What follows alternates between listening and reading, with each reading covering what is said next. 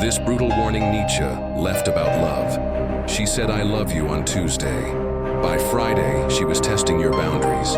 By the following week, she was questioning your decisions. By the end of the month, she was reshaping your personality to fit her vision of who you should become. You thought love meant acceptance. She thought love meant conquest. Nietzsche warned us about this centuries ago. There is always some madness in love, but there is also always some reason in madness. What he understood, and most men never realize, is that love isn't the gentle emotion poets describe. It's the most sophisticated form of psychological warfare ever invented. Romance is the battlefield. Your soul is the territory being conquered. Hit subscribe if you're ready to face the brutal truth about what love really is. Comment, "Love is war."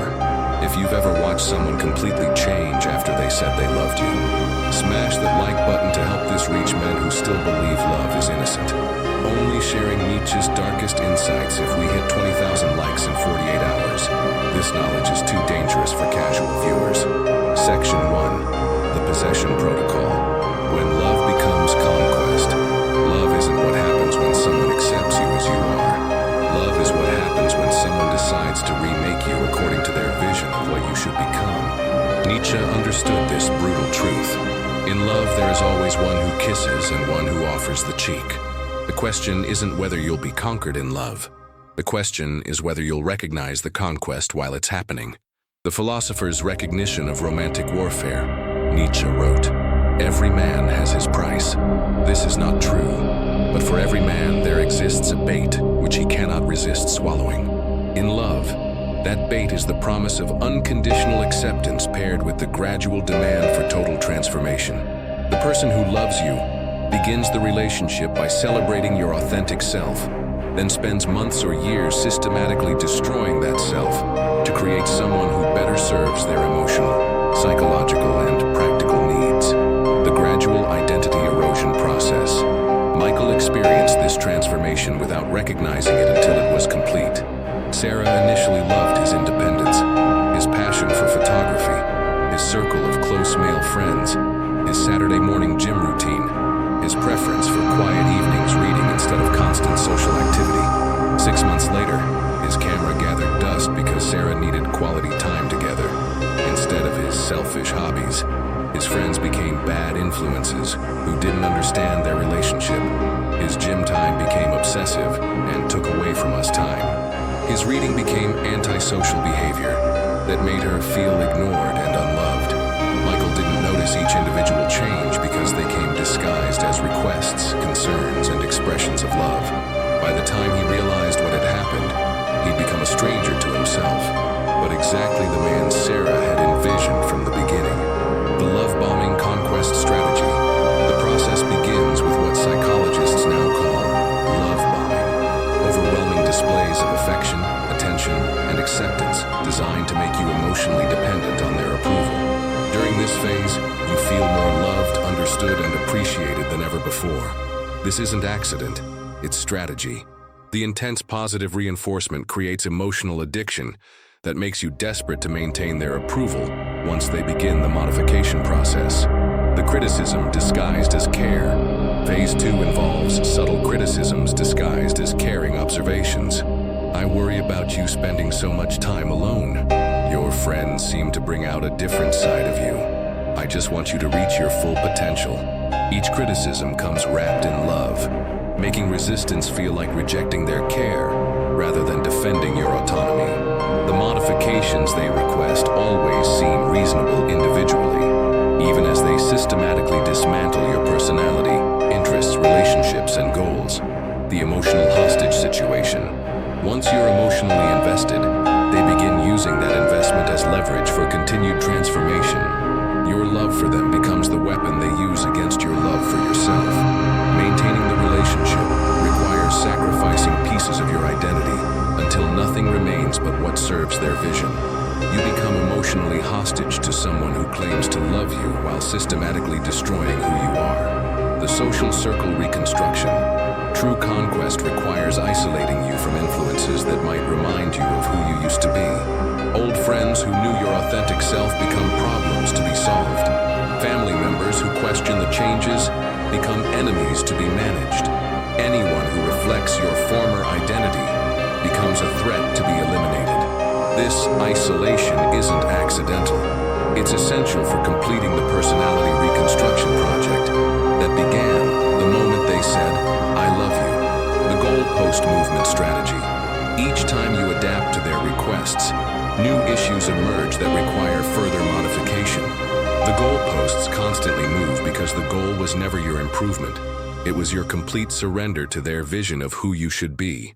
You're not becoming a better version of yourself. You're becoming their version of yourself. The resistance punishment protocol.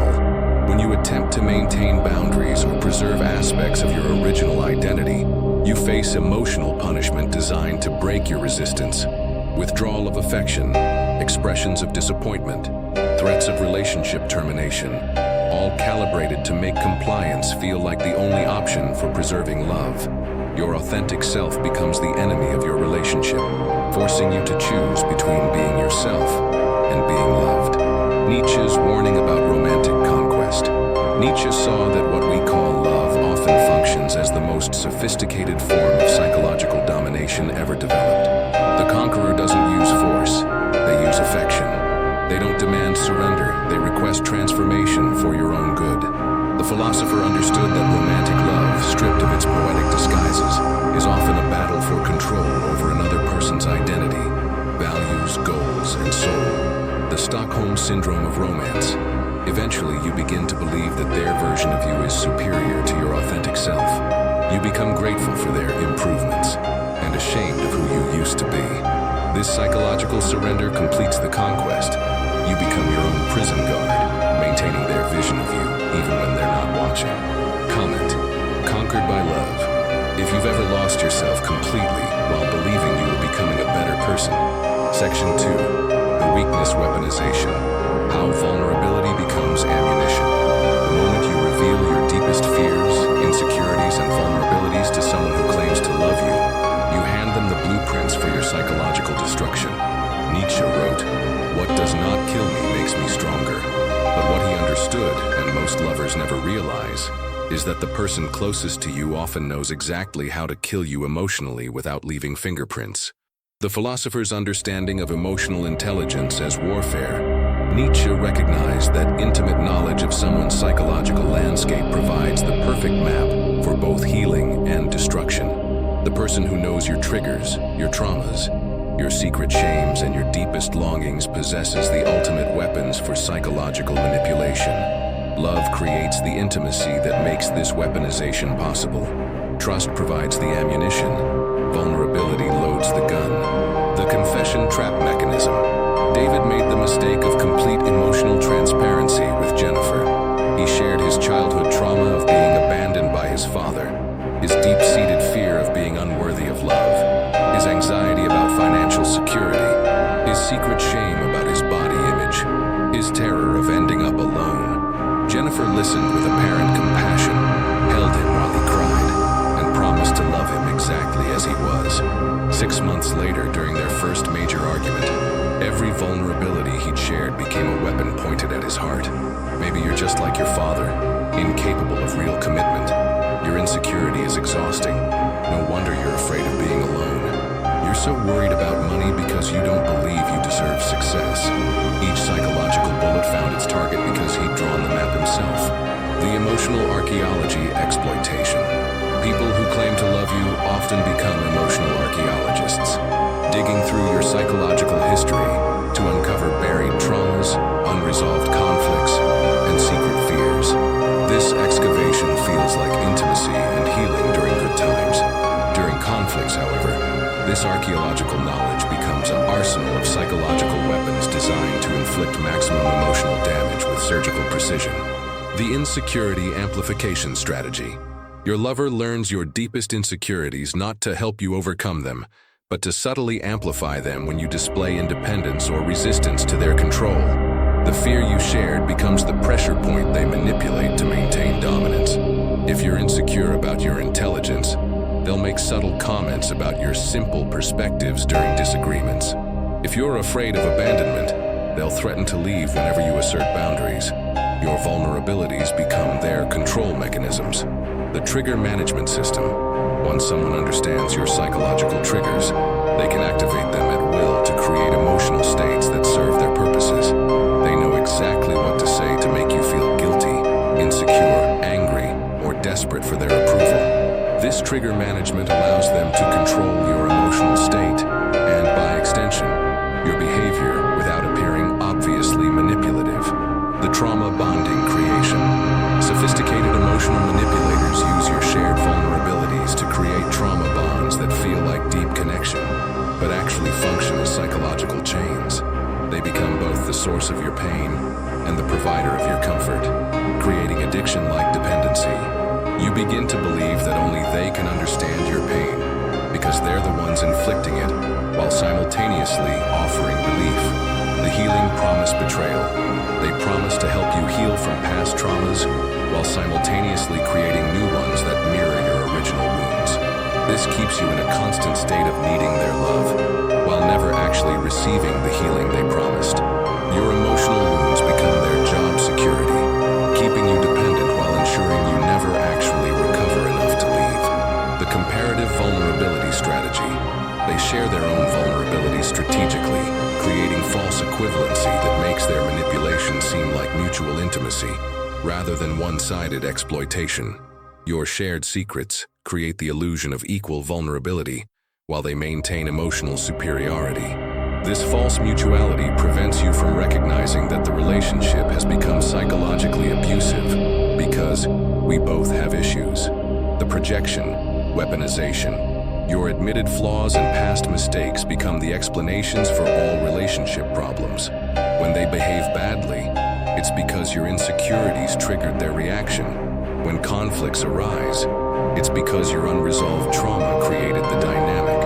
Your vulnerability becomes the excuse for their behavior, while your healing becomes your responsibility in the relationship. Nietzsche's recognition of intimacy as vulnerability. Nietzsche understood that intimate relationships create the perfect conditions for psychological warfare because they require the very vulnerability that makes effective attack possible. The person who loves you most has the most detailed knowledge of how to destroy you most efficiently. This isn't accidental.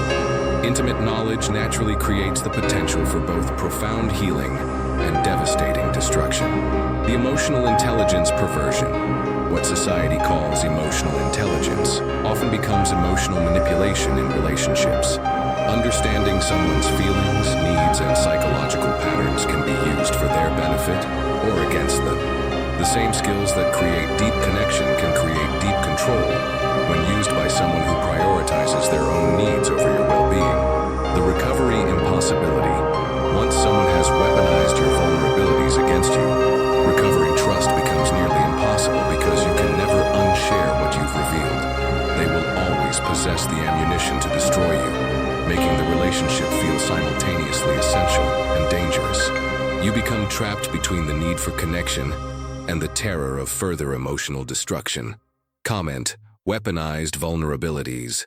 If someone has ever used your deepest fears against you after promising to protect them. Section 3. The emotional terrorism. When love becomes hostage situation. She holds your emotions hostage with the precision of a trained negotiator. When you displease her, the temperature drops 20 degrees. When you resist her demands, affection vanishes like smoke. When you assert independence, she becomes the victim of your selfishness. Nietzsche observed, the individual has always had to struggle not to be overwhelmed by the tribe. In modern relationships, the tribe is one person who uses emotional terrorism to maintain control over your choices, your feelings, and your soul. The philosopher's recognition of emotional hostage-taking.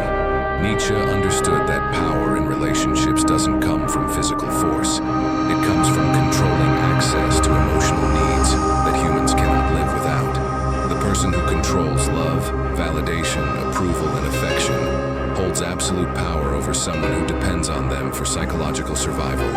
Emotional terrorists don't threaten your body. They threaten your emotional well-being, which often feels more essential than physical safety. The withdrawal punishment system.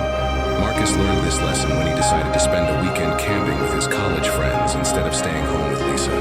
She didn't forbid the trip. She simply became cold, distant and emotionally unavailable for the week leading up to his departure. No dramatic fights, no direct demands that he cancel. Just the subtle but unmistakable withdrawal of warmth, affection, and connection that made the approaching weekend feel like abandoning someone who was suffering because of his choices. Marcus found himself apologizing for wanting time with friends, questioning whether he was being selfish, and ultimately canceling the trip to restore emotional peace. Lisa's emotional terrorism had achieved its goal without her appearing controlling or unreasonable. The guilt manufacturing industry. Emotional terrorists are experts at manufacturing guilt about normal human needs, desires, and boundaries. Your need for independence becomes evidence of your lack of commitment. Your desire for personal time becomes proof of your selfishness. Your boundaries become demonstrations of your cruelty. They transform healthy self-advocacy into relationship crimes that require penance through surrender of your autonomy. The emotional thermostat control. They become the thermostat for the emotional climate of your relationship, your home, and ultimately your life. Their mood determines whether you experience warmth or coldness, acceptance or rejection, peace or conflict. You begin modifying your behavior not based on your own values, but based on maintaining the emotional temperature they create through their approval or disapproval. The silent treatment warfare. The silent treatment becomes their nuclear option. Emotional destruction so complete that you'll do anything to restore communication. They know that emotional connection is your oxygen, and they control the supply. This withdrawal creates panic that makes you willing to sacrifice principles, apologize for things you didn't do wrong, and accept blame for their emotional responses to your normal behavior. The emotional labor exploitation.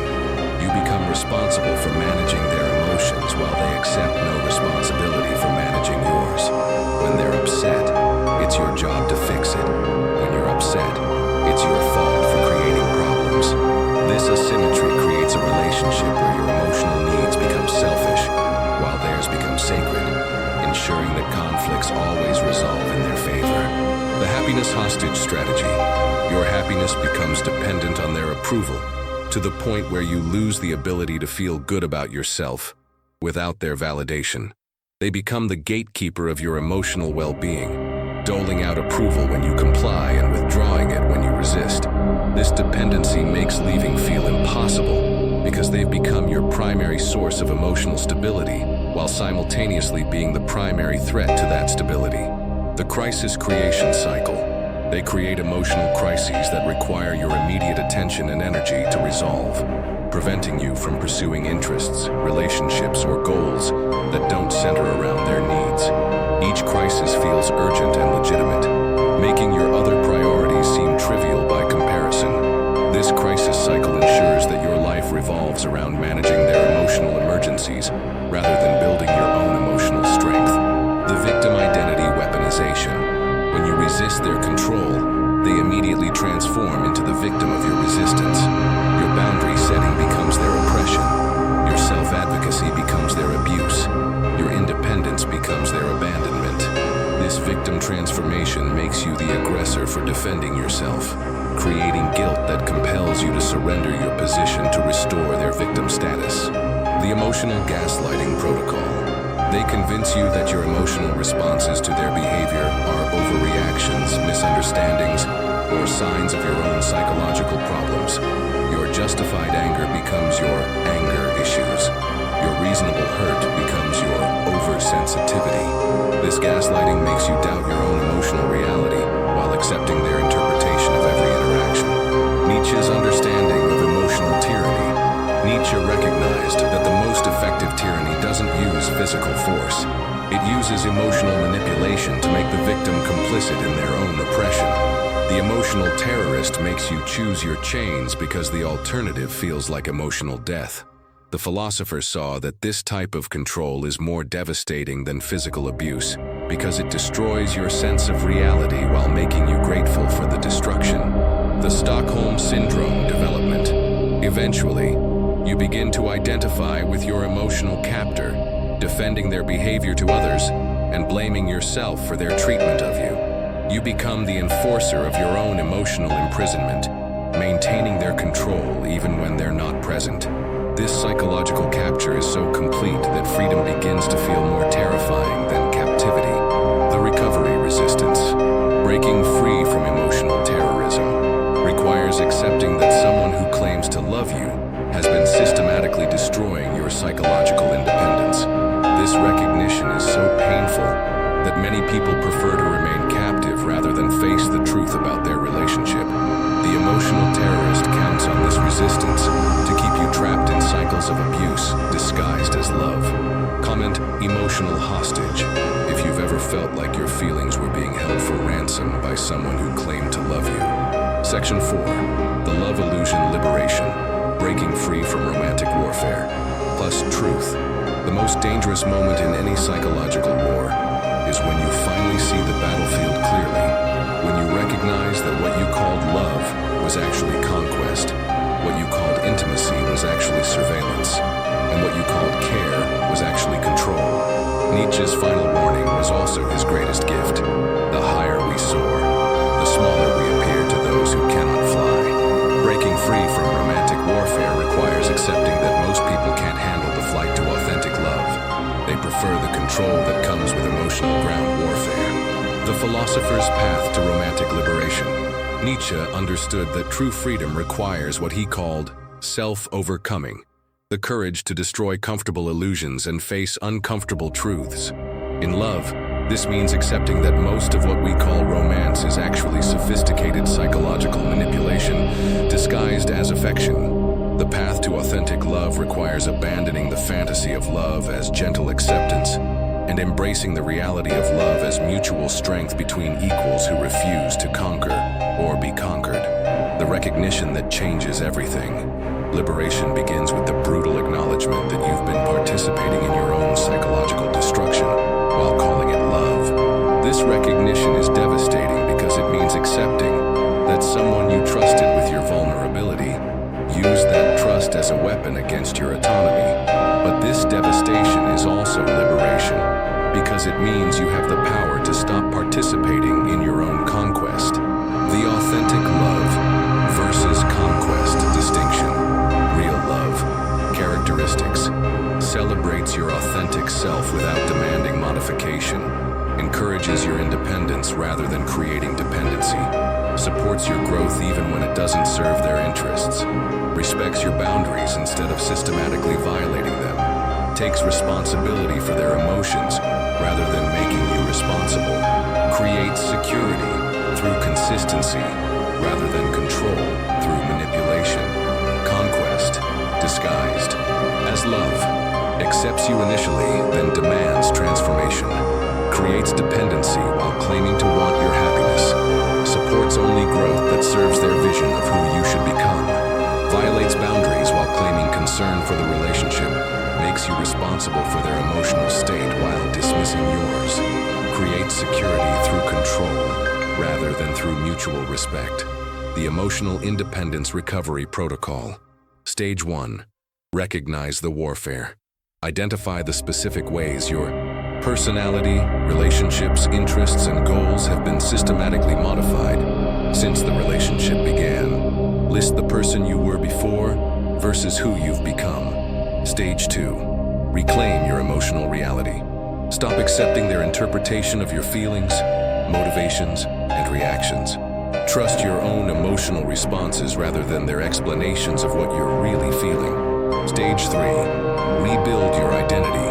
Reconnect with interests, relationships, and aspects of yourself that were sacrificed for relationship harmony. Start making decisions based on your values rather than their approval. Stage 4. Establish unbreakable boundaries. Create limits that prioritize your psychological well-being over their emotional comfort. Accept that enforcing boundaries will trigger their escalation tactics. The Relationship Evaluation Matrix. Ask yourself these questions about any romantic relationship. Do I feel more or less like myself since this relationship began? Am I more or less independent than when we started dating? Do my interests, friendships, and goals receive support or subtle sabotage? Do I modify my behavior to avoid their emotional reactions? Am I responsible for their feelings while they dismiss mine? If these answers reveal a pattern of conquest rather than love, you're in Emotional warfare disguised as romance. The escape strategy, implementation. For those who want to save the relationship, set clear boundaries about behavior you will and won't accept. Demand equal responsibility for emotional labor. Refuse to sacrifice your identity for relationship peace. Give them the opportunity to love the real you rather than their version of you. For those who need to leave, build emotional and financial independence. Reconnect with support systems that were damaged during the relationship. Plan your exit strategy carefully, because emotional terrorists escalate when they sense loss of control. Personal confession. I want to share the moment that saved my life. I was in a relationship where I'd become unrecognizable to myself. My interests had disappeared. My friends had been systematically eliminated. My confidence had been replaced with constant second-guessing. The turning point came when I found an old journal from before the relationship began. Reading my own words about my goals, dreams, and perspectives felt like discovering a missing person report for myself. That night, I realized I'd been mourning the death of someone who wasn't actually dead. I'd just been buried alive under someone else's vision of who I should become. The Nietzschean love philosophy. Nietzsche's ultimate insight about love. It should make you more yourself, not less. Real love doesn't require you to sacrifice your authentic self for someone else's comfort. Real love celebrates strength rather than exploiting weakness. The philosopher understood that authentic love is only possible between people strong enough to remain themselves while choosing to build something together. The warning for future relationships. Once you understand romantic warfare, you become responsible for never participating in it again, either as victim or perpetrator. This awareness makes future relationships both safer and more challenging, because you can no longer accept or provide love that requires psychological conquest. You must learn to love and be loved without losing yourself in the process. The ultimate liberation. Nietzsche's final gift is the recognition that you don't need someone else's love to survive. You need your own love to thrive. When you become complete within yourself, you can offer partnership rather than seeking completion through another person. This completeness makes you immune to romantic warfare because conquerors can only capture territory that doesn't belong to anyone. The legacy choice. Every person who breaks free from romantic warfare makes authentic love more possible for others. Your refusal to participate in psychological conquest creates space for real love to emerge in a world addicted to emotional combat. Choose to be the person who loves without conquering and refuses to be conquered in the name of love. Comment: love without conquest if you're ready to experience real love instead of romantic warfare. Like this video only if you commit to never again sacrificing your authentic self for someone else's version of love. Subscribe for more brutal truths that separate real love from the psychological warfare most people call romance. Your liberation begins when you stop confusing conquest with love and start demanding relationships that make you more yourself, not less. Nietzsche's final warning. Most people prefer the familiar warfare of romantic conquest to the unknown territory of authentic love between equals. Choose authentic love. Refuse romantic warfare. The world needs people brave enough to love without conquering or being conquered.